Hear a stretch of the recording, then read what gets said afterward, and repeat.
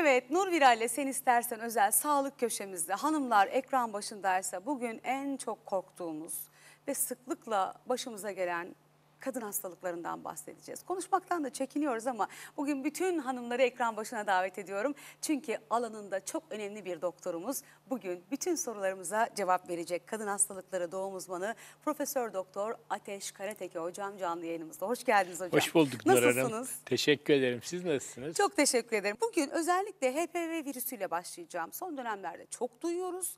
HPV virüsü kadınlara nasıl bir zarar verir? Bakın gerçekten de human papilloma virüs kadınlarda oluşabilecek 100 kanser düşünelim. 5 ile %8'i human papilloma virüsle bir bulaş sonucu oluşuyor. Yalnızca vulva, vajina ve rahim ağzı kanseri değil, anüs kanseri ve gırtlak kanserinin de önemli bir sebebi olarak karşımıza çıkıyor. Ve dolayısıyla bir human papilloma virüsün kadın sağlığı açısından önemi çok. Ama human papilloma virüs bulaştığı zaman hemen kanser yapmıyor. Belli bir süreç var. Bir 10 yıllık kadar bir süre sonunda kansere ulaşabiliyor. Dolayısıyla biz hekimlere önemli bir fırsat veriyor. Bu süre içinde rahim ağzında, vajinada veya vulvada herhangi bir lezyon olup olmadığını, bir bulaş olup olmadığını yaptığımız testlerle anlayabiliyoruz. Ve emin olun bu ilk bulaş olduğunda önemli seneler, 3-5 sene kadında hiçbir şikayet yapmıyor. Onun için human papilloma virüs, bende bir şikayet yok, niye gideyim değil, tarama testleri dediğimiz bu testleri düzenli aralıklarla yapmak gerekiyor. Sevgili hanımlar, bu da demek oluyor ki kendimizi ihmal etmememiz gerekiyor. Şimdi benim aklımda sorular var. Lütfen siz de soru sormak isterseniz bize ulaşın. Şimdi rahim ağzı kanseri deyince hocam hep simir testini duyardık. Evet. Ama şimdi HPV testi de çıktı. Evet. Şimdi şöyle bakın, simir testi yapıyoruz. Simir testinde bir sürüntüyü, genital bölgedeki bir sürüntüyü bir camın üzerine yayıyoruz ve gönderiyoruz. Hekime diyoruz ki bir stoloğa, bak bakalım bu hücreler içinde prekanseröz bir lezyon var mı yok mu? Şimdi karşımızda 100 tane hanım olsun. Evet. Hepsine de hastalık olduğunu kabul edelim. Simir testi yapalım. Anca 60'ında 70'inde hastalığı yakalarız. 30'una 40'ına deriz ki simir testiniz iyi geldi. 1 yıl sonra veya 2 yıl sonra görüşelim.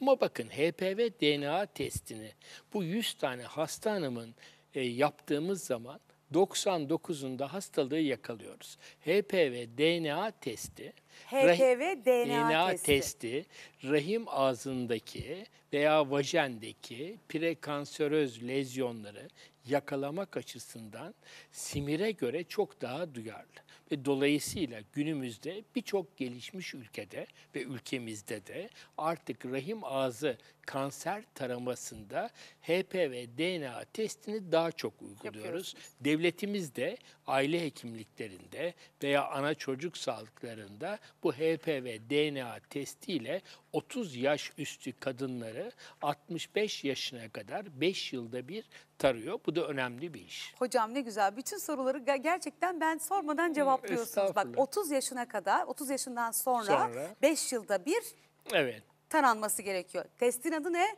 HPV DNA testi. Hanımlar için, kadınlar için çok önemli. Peki kıymetli hocam, Allah göstermesin ama diyelim ki pozitif çıktı. Ne yapacağız? Emin olun, şimdi HPV DNA testi pozitif çıktığı zaman birçok eve ve hanıma bir psikolojisi bozuluyor, eve bomba düşüyor. Halbuki bu hanım kendini şanslı kabul etmeli. Çünkü ne dedik? HPV DNA bulaşını yakaladıktan sonra kanser olması için geçen süre çok uzun. Biz bu hanımı yakalamışsak kanser yapmadan biz bu hanımı mutlaka ve mutlaka tedavi ederiz. HPV DNA'sı müspetse. Şimdi özellikle 16 ve 18, 31 ve 45 gibi tipler gerçekten de vücuda girdiği zaman tutunması ve orada lezyon yapması yüksek olan HPV virüsünün alt tipleri. Böyle bir iş varsa emin olun biz o virüsün alt genital sistemde yani vulvada, vajinada, rahim ağzında bir yere tutunup tutunmadığını kolposkopi dediğimiz yani vajinayı ve serviksi büyüterek incelediğimiz bir yöntemle inceliyoruz. Ve bir takım Acılı bir işlem mi hocam? Yok yok, Kolposkopi. kesinlikle ağrılı değil. Kolposkopi, mikroskopla bakıyoruz. Mikroskopla bakarken HPV'nin yapmış olduğu lezyonları Nur Hanım anlamak için de bir takım solüsyonlar kullanıyoruz. Bir tanesi %1'lik veya 3'lük asetik asit. Bildiğimiz sirke veya işte yoğurtun üstündeki su gibi bir işi düşünün. Onunla yıkıyoruz. Hafif yangı yapabilir. Onunla lezyonlar bir beyaz renk veriyorlar. Veya başka bir solüsyon kullanarak HPV'nin vajende veya rahim ağzında yerleştiği yeri buluyoruz. Ve burada bir şüpheli lezyon görürsek gene rahim ağzı emin olun hasta dokunduğumuzu hissediyor ama ağrı lifleri yok ki. Oradan bulgurdan daha küçük minik parçalar kopararak onları patolojiye gönderiyoruz. His ver ama acı yok. Evet, bir telefonumuz var sevgili hocam. Tabii Alo. ki. Alo, Efendim hoş geldiniz. Buyurun. hoş bulduk Nur Hanım. Benim hocama bir sorum olacak. Buyurun. Nur Hanım, ben 34 yaşındayım, daha yeni evlendim. Geçen ay rahim kanseri olduğumu öğrendim. Çok geçmiş olsun. Ben hala bunu kabullenemiyorum. Yani herkes bana güçlü ol diyor. Ama ben sadece anne olmak istiyorum, güçlü olmak istemiyorum. Ben hocama sormak istiyorum. Ben artık anne olamayacak mıyım? Rahim kanseri yeterli bilgi değil tabii ki. Bu rahim ağzında mı yoksa endometrium kanseri mi onu bilmemiz gerekiyor. Ve tipini bilmemiz gerekiyor. Gerçekten de erken evrede hem rahim ağzı kanserinde hem de endometrium kanserinde yani çocuk yuvasından çıkan kanserde bebek olmasını sağlayacak tedavi yöntemlerimiz var. Ama histolojisini düzgün bilmemiz lazım. Evresini bilmemiz lazım. Erken evre mi? Ne kadar büyüklükte bir kanser? Bütün bunları bildikten sonra ancak konuşabiliriz. Ama demek istediğim şudur ki eğer erken evre ise emin olun rahim ağzını o bölgeyi çıkararak veya endometrium kanseri ise bir takım ilaçlarla sizi bebek sahibi yapmak için yapacağımız tedavi yöntemleri var. Evet. Çok geçmiş olsun. Acil şifalar dileyelim. Şimdi sevgili seyircilerimiz, ileri yaşla birlikte bazı kadınlar idrar kaçırmanın normal olduğunu düşünüyorlar. Bununla da ilgili çok soru var hocam. Tabii. Size sormak isterim. İleri yaşla birlikte bir kadında idrar kaçırma normal bir problem mi? Yani normal değil tabii ki. Kadının yaşam kalitesini bozan Nur Hanım çok önemli bir problem. Düşün ki idrarını istemli bir şekilde tutamıyor.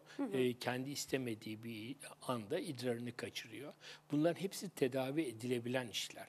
Tabii ki idrar kaçırma tek bir sebepten olmuyor. Bakın Alzheimer veya bir Parkinson'un erken bulgusu olarak da karşımıza geliyor. Veya hanımlar bilirler sistit olduğunda, basit bir idrar yolu iltihabı olduğunda da idrarını kontrol etmekte zorluk çekebilirler. Gene mesane taşlarında, mesanenin malin hastalıklarında da ilk bulgu veya işte sıkışarak idrara gitmek olabilir. Dolayısıyla bir kadın idrar kaçırıyorum, idrar tutamıyorum diyorsa bunun altındaki nedeni ilk önce ortaya koymak zorundayız. Ve nedeni bulursak zaten tedavi etmemiz emin olun kolay olacaktır. Onun için idrar kaçıran bir hanımda idrar niye kaçırıyor? Doğumlara bağlı, yaşlanmaya bağlı, dokuların esnekliğinin azalmasından mı? Aşağı sarkma dediğimiz şey mi Evet, hocam? sarkmalardan veya gevşeklikten dolayı bir iş mi yoksa başka sebeplerden olan bir idrar kaçırma mı?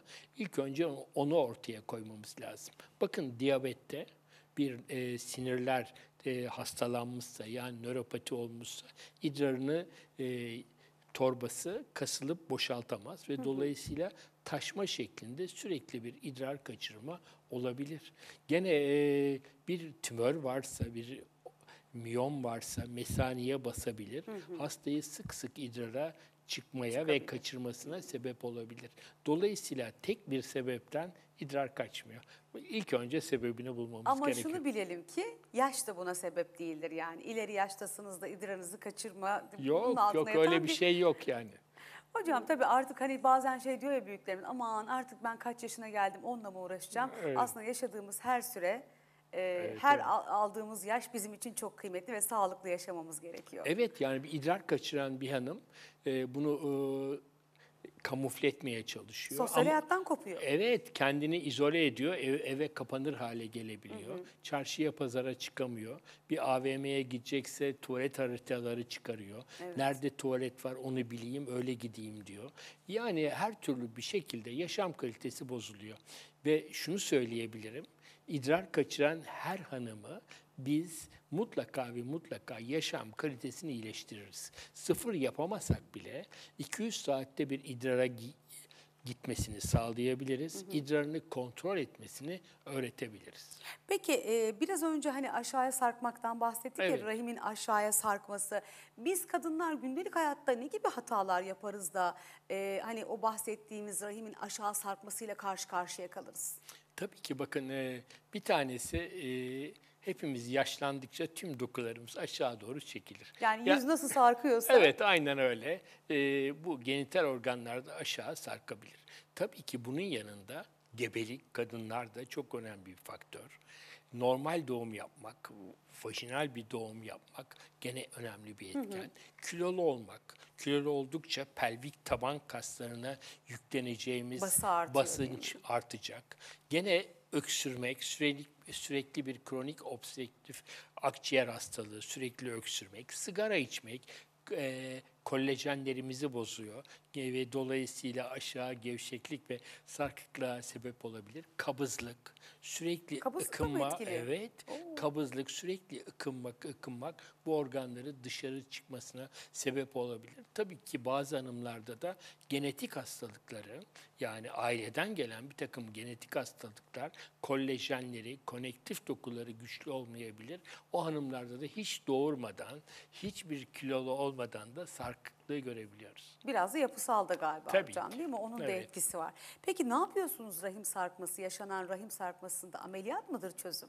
Yani rahim sarkmasında tabii ki eğer bu dışarı çıkmıyorsa, az orandaysa Kegel egzersizi dediğimiz pelvik tabanı güçlendirici egzersizleri... Kegel. Kegel, evet. Yani her kadına bunu öğretebiliriz.